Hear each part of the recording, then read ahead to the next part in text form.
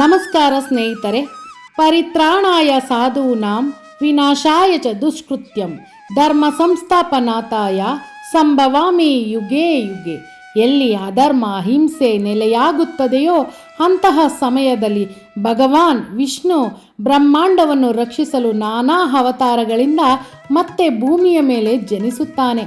ಹಾಗೆಯೇ ವಿಷ್ಣುವಿನ ಅವತಾರವಾಗಿರುವಂತಹ ಶ್ರೀಕೃಷ್ಣನು ಜನಿಸಿದ ದಿನವನ್ನೇ ಶ್ರೀಕೃಷ್ಣ ಜನ್ಮಾಷ್ಟಮಿ ಎಂದು ಆಚರಣೆ ಮಾಡಲಾಗುತ್ತದೆ. ಸೇವೆ ಎಲ್ಲರಿಗೂ ಮಾಡು, ಆದರೆ ಪ್ರತಿಫಲ ಯಾರಲ್ಲೂ ಬಯಸಬೇಡ. ಏಕೆಂದರೆ ಸೇವೆಯ ಪ್ರತಿಫಲ ನೀಡುವವನು ಭಗವಂತನೇ ವಿನಃ ಮನುಷ್ಯನಲ್ಲ.